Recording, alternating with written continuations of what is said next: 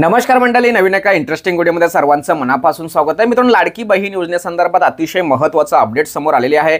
लाडकी बहीण योजनेचा फॉर्म भरलेला आहे, फॉर्म अप्रूव्हल झालेला आहे, परंतु अद्याप पैसे आलेले नाहीत। हे पैसे का आलेले नाही या संदर्भात आपण सरकारला विचारणा करू शकतो।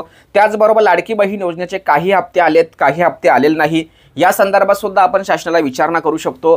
त्याचबरोबर लाडकी बहीण योजनेचे पैसे किंवा हप्ते या अगोदर आपल्याला आलेले आहेत, पुढच्या हप्त्याला आपल्याला घ्यायचे नाहीत, आपल्याला ही योजना सरेंडर करायची आहेत, अशा अनेक प्रश्न जर लाडक्या बहिणींच्या मनामध्ये असेल तर या संदर्भात अतिशय महत्त्वाचे अपडेट, अतिशय महत्त्वाची माहिती या ठिकाणी आपण या व्हिडिओमध्ये जाणून घेणार आहोत।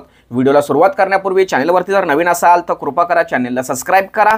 अशाच महत्त्वपूर्ण अपडेट या चॅनलवरती येत असतात। चला तर मित्रांनो, व्हिडिओला सुरुवात करूया।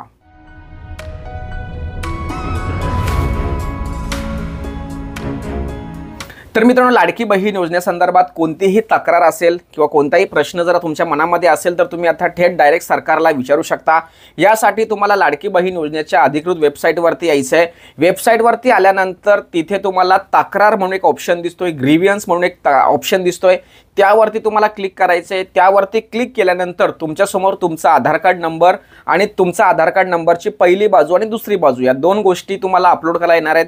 अपलोड करत असताना त्या ठिकाणी तुम्हाला डिक्लेरेशन येणार आहे की बाबा संबंधित कारवाई करत असताना किंवा संबंधित काम करत असताना जर OTP वगैरे असेल लागत असेल तर तो OTP देण्यास मी सक्षम आहे। या संदर्भात जो डिक्लेरेशन आहे, हमीपत्र आहे, तो त्या ठिकाणी तुम्हाला क्लिक करून सबमिट करायचा आहे आणि सबमिट केल्यानंतर तुमच्यासमोर नवीन टॉपअप किंवा नवीन विंडोज ओपन होणार आहे। आणि या ठिकाणी डाव्या साईडला तुम्हाला दोन ऑप्शन दिसतील की तुम्हाला तक्रार जी करायची आहे हे स्वतःच्या ॲप्लिकेशनसाठी करायची की दुसऱ्यांच्या ॲप्लिकेशनच्या बाबतीत करायची आहे, तर तुम्ही कोणताही एक ऑप्शन निवडू शकता। आणि उजव्या साईडला मात्र तुम्हाला ऑप्शन दिसतील, त्यामध्ये समजा जर एखाद्या व्यक्तीने फ्रॉड केला असेल तर त्या फ्रॉड केल्या असेल तर त्या संदर्भात सुद्धा तुम्ही तक्रार करू शकता। त्याचबरोबर लाडकी बहीण योजनेचा काही हप्ते आम्हाला मिळाले आहेत, काही हप्ते मिळत नाहीत या संदर्भात तक्रार करू शकता। किंवा लाडकी बहीण योजनेचा फॉर्म अप्रूव्हल झाला आहे परंतु अद्याप एकही हप्ता आलेला नाही आहे। त्याचबरोबर लाडकी बहीण योजना आम्हाला सरेंडर करायची, यापुढील हप्ते आम्हाला नको आहेत, असे अनेक ऑप्शन त्या ठिकाणी दिलेले आहेत। तुमच्याशी निगडीत, तुमच्याशी रिलेटेड जो काही टॉपिक असेल, जी काही गोष्ट असेल ती तुम्हाला त्या ठिकाणी सिलेक्ट करायचं आहे आणि सबमिट बटनावरती क्लिक करायचं आहे। सबमिट बटनावरती क्लिक केल्यानंतर त्या ठिकाणी समोर एक फॉर्म ओपन होणार आहे आणि त्या फॉर्मवरती तुम्हाला संपूर्ण डिटेल भरायची आहे। तर त्या ठिकाणी तुमचं नाव पहिल्यांदा तुम्हाला विचारलं जाणार आहे, नाव वगैरे लिहून घ्यायचं आहे, तुमचा ॲप्लिकेशन नंबर तुम्हाला लिहून घ्यायचा आहे, आधार कार्ड नंबर टाकायचा आहे, तुमचा जिल्हा तुम्हाला टाकायचा आहे, तुमचा तालुका तुम्हाला टाकायचा आहे, त्याचबरोबर तुमचं गाव तुम्हाला त्या ठिकाणी सिलेक्ट करायचं आहे आणि तुमचा मतदारसंघ कोणता आहे हे सुद्धा त्या ठिकाणी सिलेक्ट करायचं आहे। त्यानंतर तुम्हाला एक तिथे टायपिंग करण्यासाठी म्हणजे तुमच्या मनातला जे काही प्रश्न असेल, तुम्हाला जे काही समस्या त्या ठिकाणी मांडायची आहे किंवा कोणत्या कारणामुळे तुम्ही सरेंडर करतात किंवा फॉर्म अप्रूव्हल होऊन सुद्धा पैसे आलेले नाहीत वगैरे वगैरे सगळ्या गोष्टी तुम्ही त्या ठिकाणी स्पष्टपणे मांडू शकता। आणि संबंधित काही गोष्टीसाठी जर तुम्हाला एखादा डॉक्युमेंट्स अपलोड करायचा असेल तर त्या ठिकाणी तुम्ही डॉक्युमेंट सुद्धा अपलोड करू शकता आणि सबमिट बटनावरती क्लिक करू शकता। सबमिट बटनावरती क्लिक केल्यानंतर त्या ठिकाणी तुमचा रेफरन्स नंबर जनरेट होतो, रजिस्टर किंवा नोंदणी क्रमांक जनरेट होतो आणि त्यानुसार तुम्हाला तुमचं स्टेटस कधीही चेक करता येणार आहे। त्या स्टेटसमध्ये तुम्ही तक्रार कधी केलेली आहे किंवा तुमचा तक्रारीचा विषय नेमका काय आहे, ॲप्लिकेशन नंबर काय आहे, डेट वगैरे काय आहे, त्याचबरोबर तुमचं स्टेटस कोणत्या स्टेजला आहे, या सगळ्या गोष्टी तुम्हाला चेक करता येणार आहे।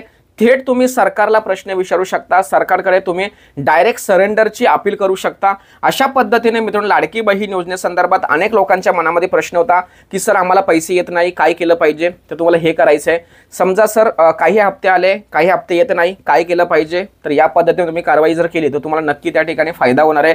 समजा काही महिला अशा आहेत की सुरुवातीला लाडकी बहीण योजनेची हवा होती, सर्वांनी फॉर्म भरले, काही हप्ते घेतले, परंतु डिपार्टमेंटच्या हालचालीमुळे किंवा जर समजा आपण एखाद्या गव्हर्नमेंट ठिकाणी जॉब असेल, निमशासकीय ठिकाणी जॉब असेल किंवा एखादा पदाधिकारी असेल तर आपल्याला या लाडकी बहीण योजनेचा लाभ घ्यायचा अलाउड नाही। तर मग अशा वेळेस आपल्याला काय करायचं आहे, ती योजना, ते लाभ आपल्याला सरेंडर करायचा असेल तर नेमकं काय केलं पाहिजे, अशा पद्धतीची संपूर्ण माहिती लाडकी बहीण योजनेच्या पोर्टलवरती, त्या वेबसाईटवरती सर्व काही गोष्टी अवेलेबल करून दिलेल्या आहेत। आपल्याला फक्त त्या ठिकाणी आपला ID आणि पासवर्ड टाकायचा आहे आणि मी सांगितल्याप्रमाणे तुम्ही जर तो फॉर्म त्या ठिकाणी भरला तर नक्कीच तुम्हाला त्या ठिकाणी फायदा होणार आहे। तुमच्या मनामध्ये असलेल्या प्रश्नाचं उत्तर त्या ठिकाणी तुम्हाला मिळणार आहे। अशा पद्धतीने मित्रांनो महाराष्ट्रातील सर्व महिलांच्या मनामध्ये असलेल्या प्रश्नाचं उत्तर या ठिकाणी देण्याचा प्रयत्न केलाय। सदर व्हिडिओ सदर माहिती महाराष्ट्रातील सर्व लाडक्या बहिणींसाठी अतिशय महत्त्वाची असल्याने त्याचबरोबर आतापर्यंत मी सांगितलेली माहिती तुम्हाला उपयुक्त वाटत असेल तर नक्की व्हिडिओला लाईक करा।